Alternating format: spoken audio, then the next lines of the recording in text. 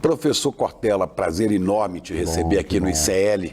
É bom demais, ainda mais quando você diz assim, professor, você sabe que eu sou professor há 50 anos, eu comecei em 1974, e uma das coisas que eu mais tenho prazer, e é quase uma vaidade inocente, é ouvir a palavra professor. É, mas isso é muito bom, isso né? Isso dá um gosto imenso, e quando você diz, como já tivemos outros momentos na vida, em que você, ao nos encontrar, fala, professor, sempre essa professor. Ideia é sempre afetiva.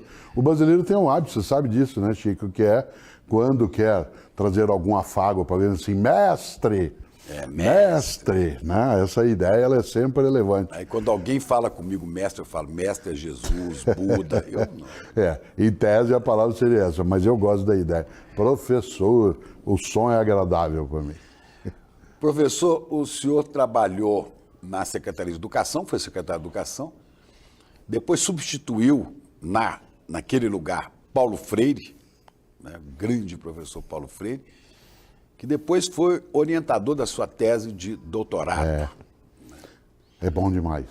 Sem imaginar, Paulo Freire, quando ele voltou do exílio, em 1979, eu estava entre as milhares de pessoas que foram recebê-lo no Tuca, no Teatro da Universidade Católica de São Paulo.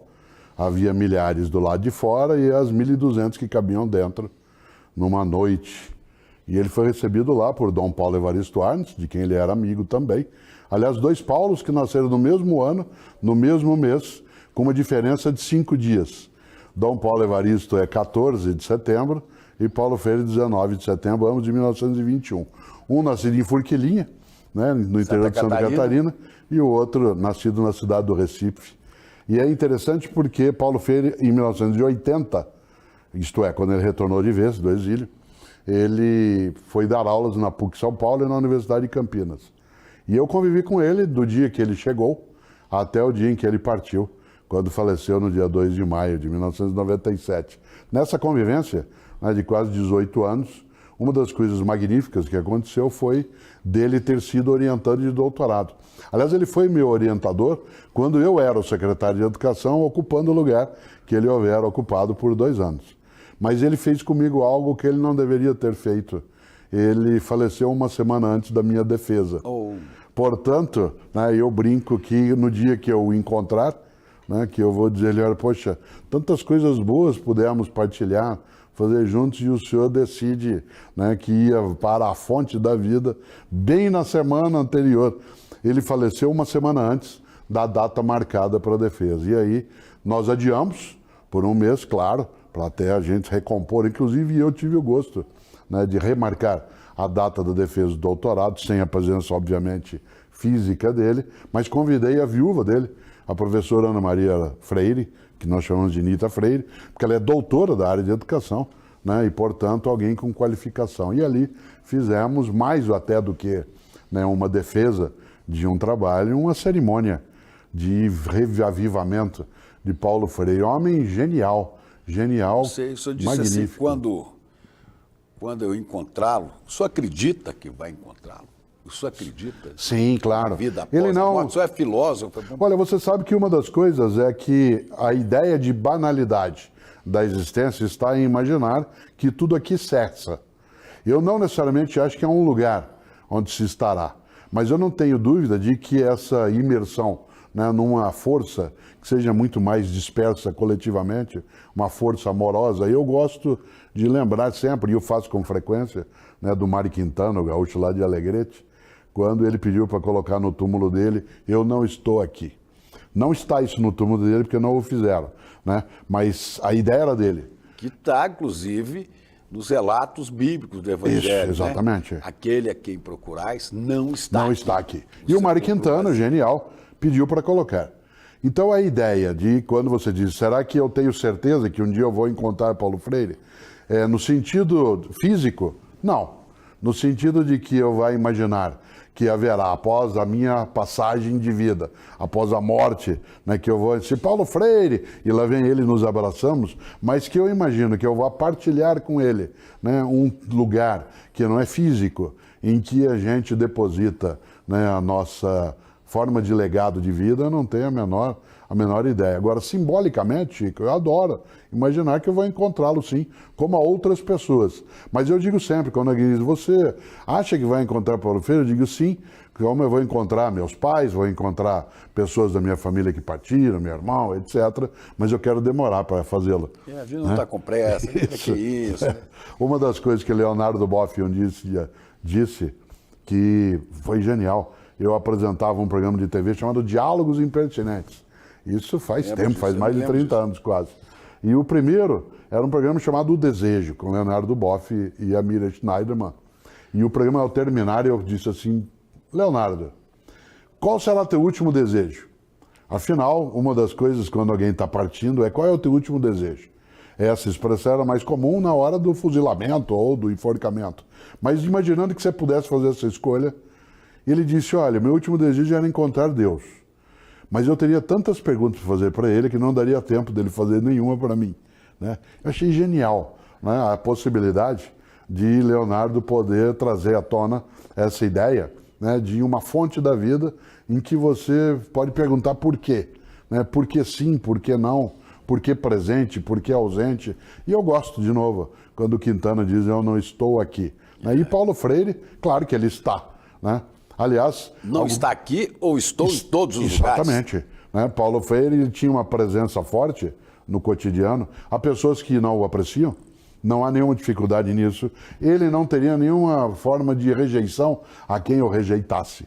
Ele rejeitaria quem o rejeitasse de forma mentirosa, de forma desrespeitosa, de forma indecente.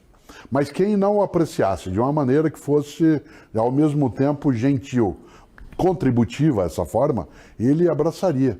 Paulo Freire tinha um gosto imenso de encontrar pessoas que com ele não concordassem, para que ele pudesse, primeiro, ou refinar o que ele pensava, ou negar o que ele pensava, ou convencer a outra pessoa. Do diálogo. Exatamente.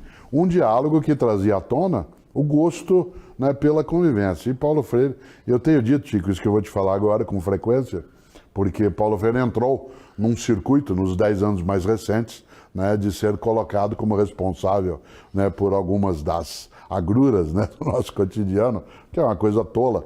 Mas, levando em conta isso, eu digo sempre que Paulo Freire jamais seria contra que alguém contra ele fosse. Paulo Freire seria contra que quem contra ele fosse não pudesse ser contra ele. Paulo Freire era um democrata, né? E nesse sentido, se ele aqui estivesse, várias vezes ele dizia, Mário, ele me chamava de Mário, não concordo com você. Ou ele dizia, concordo, o que você acha disso? Paulo Freire tinha uma qualidade que eu não conseguia ainda desenvolver bem. Ele tinha um interesse genuíno no que a outra pessoa pensava o tempo todo. Eu faço um esforço imenso para prestar atenção em algumas pessoas. Em algumas eu consigo, outras eu me distraio com facilidade. Ele não, ele ficava atento. Ele fazia uma coisa que, Chico, poderia até ser considerado invasivo, mas nele era um gesto de carinho. Se ele encostasse para falar contigo, ele colocava a mão de leve no teu ombro. E ele fazia isso. Estou ligado em você. Exato. E ele ficava olhando Agora, e ouvindo. Você já imaginou que coisa boa? Eu tive com ele uma vez e foi essa a experiência. Estive entrevistando Paulo Freire para um jornal impresso e eu comecei a conversar. O jornal chamava-se Jornal de Opinião. Sim. Mas não era aquela opinião da... É outro. Era outro. Era um jornal ligado à Arquidiocese de Belo Horizonte. E ele fez isso. Eu fui entrevistar ele e ele pôs a mão. Pôs a mão no ombro. Sim, que é uma coisa magnífica. Disso. É uma forma de aproximação. Quando da sua faculdade de educação, já estudava Paulo Freire? Primeiro ano meu, em 1973, Paulo Freire não era estudado no Brasil ainda de modo aberto, era durante a ditadura militar empresarial. Mas ele mudou o seu conceito de educação? Primeira coisa que eu li de Paulo Freire foi apresentada para mim em março de 1973, no segundo mês de aula. Educação como prática da liberdade? Não, um livro sobre conscientização. Era um texto sobre conscientização, que fazia parte, uma conexão do que estava lá no Educação como Prática. Um professor chamado Paulo Afonso Caruso Ronca, que é uma pessoa genial, trouxe um texto mimeografado, então, portanto, que tinha sido datilografado num papel e impresso, né, usando álcool. Esse texto era um texto de Paulo Freire sobre conscientização. E aquilo alterou muito a minha percepção. Eu, no primeiro ano de filosofia, nessa época... Eu falava, a conscientização não é você saber uma coisa, Isso. é você estar, né, transformado por essa Isso. coisa. Ela Imerso. mexe com você. a conscientização não é apenas ciência de algo, é a consciência. Porque quando você apenas algo sabe, é ciência. Você está sabendo daquilo. Olha, seguinte, teve um movimento, né, na região da Europa de tropas. Você disse, estou ciente. Significa, eu estou sabendo. Outra coisa é estou consciente, eu sei o que significa. Eu sei que isso tem alguma implicação. Uma parte das pessoas hoje no mundo digital, e Paulo Freire vivenciou o início do mundo digital, ela imagina que ter ciência é o mesmo que ter consciência. Não é. Hoje o mundo digital nos soterra de informações. Ter consciência implica uma ação sua na realidade. Uma disposição para a ação. Uma disponibilidade para a ação. Alguma coisa que você queira, né, levantar em busca de algo que altere. Né? Eu dou um exemplo antigo que eu gosto, Chico, de trazer em relação a isso, que faz parte até da leitura desse texto em 1973 como convicção, quando Paulo Freire fala disso. Uma coisa é eu, por exemplo, na cidade de São Paulo, onde moro, 6 horas da tarde, Avenida Paulista, eu dentro de um ônibus lotado, chovendo do lado de fora, portanto, as janelas do ônibus fechadas, aquele calor imenso, aquele aroma humano percorrendo todas as narinas. Eu tenho 2 movimentos possíveis naquela hora. O primeiro é dizer assim, eu vou sumir disso daqui um dia. Um dia eu vou ganhar muito dinheiro, eu não vou estar aqui dentro, eu não vou nunca mais pôr o pé num ônibus. Esse é um movimento. O nome disso é revolta. Existe uma outra percepção que não é revolta, é revolução. É imaginar, gente não pode viver isso. Isso é injusto, é indigno. Eu tenho que me juntar com outras pessoas para que isso não aconteça. A percepção revoltada é diferente da percepção revolucionária. No nosso país, a palavra revolução, no sentido da ação, ainda ela é entendida de modo muito equivocado. Porque ela é olhada quase sempre como sinônimo de brutalidade, né, de crueldade. Ao contrário. E de movimento armado. De movimento armado. A ideia de uma percepção revolucionária é aquela que você tem consciência, não só em si, usando aí um pensamento do filósofo Lucas, não só a consciência em si, mas a consciência para si, aquela que te movimenta. Por isso, volto ao que você falou. Claro, né? Paulo Freire não imaginava que consciência era só algo saber. Era saber por que sabia e para que servia e qual era a consequência. Por isso, o curso de alfabetização dele, de adultos, que durava 40 horas, uma semana, né? Mudava tanto a cabeça das pessoas, porque as pessoas não aprendiam, né, somente a leitura, os fonemas, né? A pessoa aprendia a falar da própria vida. E Paulo Freire está, certamente, na raiz, né, no espírito que animou as comunidades eclesiais de base da Igreja Católica. Sem dúvida. Que essas comunidades pegavam o texto bíblico, né, e falavam da própria vida, descobriam a própria vida dentro dos textos sagrados e vice-versa. Paulo Freire era cristão de formação. É interessante porque ele utilizou referencial de base dialética, isto é, orientação, que também tinha várias coisas de Karl Marx, mas sempre com uma perspectiva que o cristianismo deixou dentro dele. Não o cristianismo como prática religiosa cotidiana, como frequência ao culto, mas como filosofia. Como ética. Isso, como ética, como aquilo que o principal teórico cristão, que é Paulo de Tarso, né, trouxe à tona nas suas cartas, que é uma visão ética sobre a vida.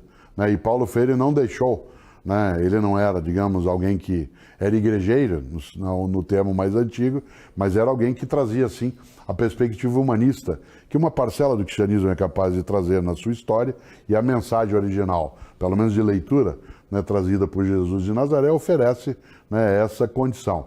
Mas ele agregou, né, à concepção cristã alguns dos referenciais para a interpretação da história, da vida, da sociedade, que foi trazida, de um lado, né, pelo marxismo do século XIX, de outro lado, né, pelo existencialismo cristão, né, do século XX. Tudo isso fez com que o pensamento de Paulo Freire desaguasse numa interpretação sobre a educação escolar e a alfabetização, que é, antes de ser um método que muita gente fala, mas é uma metodologia, é uma percepção sobre o método.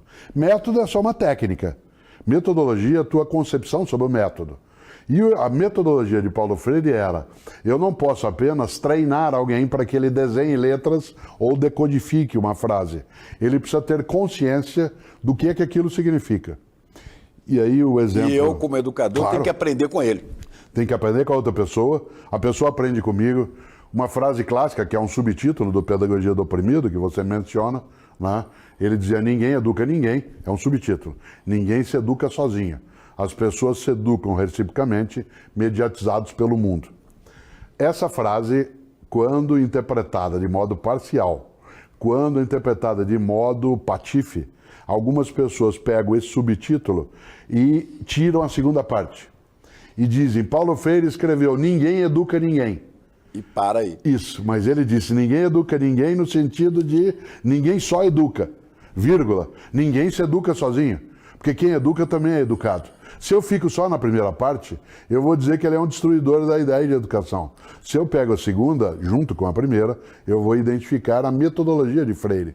Quando em 1953, né, ele começa uma parcela desse trabalho, que deságua 10 anos depois, na cidade de Angicos, quando ele faz a experiência inicial da sua metodologia de alfabetização, num método, que é esse que você mencionou, ele tem a intenção não apenas que a pessoa ela domine o código, né, de leitura e escrita, mas que ela domine a vida dela.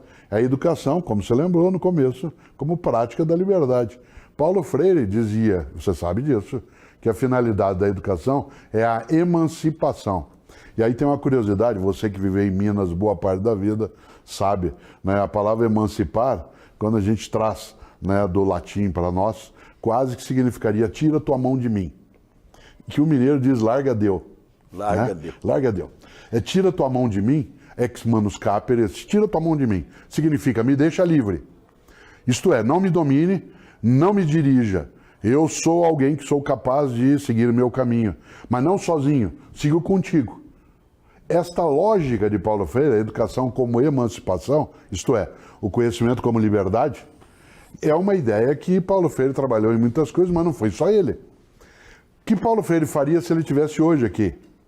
Essa é a pergunta que mais me fazem. E eu quero completar essa pergunta pelo seguinte, inclusive tem conversado muito aqui no ICL com o Frei Beto. Sim. E o Frei Beto diz assim, é urgente que os progressistas, a esquerda, enfim, retomem o trabalho de educação política de base. É. Porque foi assim que surgiram os movimentos mais importantes, né? Inclusive o partido político, o PT e outros, né? Foi assim que surgiu o MST, com educação política de base. Mas seria possível, que essa educação política foi toda, né, lastreada em Paulo Freire, seria possível hoje, como está a educação e com as internets, os celulares, seria possível trabalhar o método Paulo Freire online, essas coisas? Olha, você sabe que algumas pessoas utilizam o método, não a metodologia em estrito senso, mas por intermédio do uso do celular, sim. É possível até, utilizando os nossos mobiles, para dar o termo mais sofisticado, que a pessoa ela aprenda a ler e escrever. Há alguns processos que o fazem, porque ela já está habituada a lidar, né, com aquele equipamento para outras coisas. Pois é, professor, mas sem o contato físico. Então, não. Sem Paulo Freire não interação. imaginaria que tudo seria virtual, mas ele não suporia que tudo seria só presencial. Afinal, vou dizer uma coisa que você sabe, a primeira forma de ensino à distância foi o livro, certo? A primeira maneira. A plataforma era papiro. Não pode estar com o professor Cortella e ler o livro dele. Então, a primeira forma era papiro, ou foi pergaminho, ou depois papel, a partir dos chineses na Europa. O primeiro modo virtual de aprendizado foi o livro. Portanto, se é no livro, se é num tablet, se é num computador, se é num mobile, num celular, a questão é a mudança da plataforma. A ideia do virtual, ela não é substitutiva em relação ao presencial. Paulo Freire, quando secretário de Educação na capital paulista, ele foi aquele que trouxe à tona o uso de computadores nas escolas. Em 1989 e 1990, ele desenvolveu e orientou, com o apoio das universidades como a PUC São Paulo, a Unicamp, né, a Unesp e a USP, um projeto de informatização dos processos. Portanto, Paulo Freire, tal como Frei Beto lembra sempre, né, era alguém voltado, como é necessário hoje, para o uso da tecnologia para a ação humana. Tecnicamente é possível, né? Mas eu quero falar das implicações disso. No mundo onde as relações virtuais superam as presenciais. né, no mundo onde somos inundados, né, de informação, muitas delas falsas, inclusive com mensagens de ódio e tudo. O senhor vê com possibilidade de fazer trabalho hoje de educação política de base no meio desse vendaval, desse... Você disse no ponto de partida que eu sou um professor, como sou. Sou um professor de filosofia, como sou. E tenho muitos seguidores nas redes 24 sociais. 24 milhões de seguidores, que é um negócio impressionante. Porque como se um jogador de futebol, né, ou um cantor tem tantos milhões de seguidores... Por que eu estou usando o número? Mas 24 milhões de seguidores para um professor e um filósofo, é porque as pessoas estão interessadas de fato no seu pensamento. Então, aí dentro está a resposta à tua questão. Né? Evidentemente que se o mundo digital tivesse como foco e uso exclusivo a degradação da convivência e do pensamento, pessoas que têm algum tipo de reflexão no campo humanista, no campo da perspectiva social, não teriam uma adesão, né, dessa natureza. Evidentemente que não é algo que aconteça só nessa direção. Assim como existe a informação falsa, existe aquela que informa no sentido positivo, que orienta, né, que esclarece, que partilha. Eu uso um exemplo e vou retomar contigo. O Milor Fernandes dizia: o importante é ter sem que o ter te tenha. Isto é, não seja possuído por aquilo que você possui. A tecnologia ela não é inocente e nem nós o somos. No entanto, o uso dela dependerá da intenção que se terá. Eu posso utilizar uma faca agora, se ela estivesse no meu bolso, para ajudar você a repartir uma maçã que está no teu, para nós dois podermos fruir a maçã, ou para tomar eu posso tomar de você a maçã. Que está na minha mão. É claro que a questão não está na faca. Não é a faca a questão. Por isso, se a gente olhar o mundo da tecnologia como sendo em si, a gente acaba deixando de lado, né, exatamente a intenção, a perspectiva e a ação. Aí eu volto ao teu ponto. Paulo Freire, nesse momento, né, às vezes fala assim, mas o que faria Paulo Freire? E eu sempre digo uma frase que ele lembrava. Fazer como Paulo Freire não é fazer o que o Paulo Freire fez, é fazer o que ele faria se ele estivesse aqui agora. E o que ele faria? Ele buscaria dialogar com aquilo que é o mundo tecnológico, com quem tem especialização nessa área, para que esse mundo seja contributivo e não destrutivo. Para que isso sirva para as pessoas se elevarem e não se rebaixarem. Aí se diz assim, mas isso é um sonho. Ele diria, ainda bem. Afinal, a pior coisa é a desistência. A pior coisa é imaginar que não há alternativa.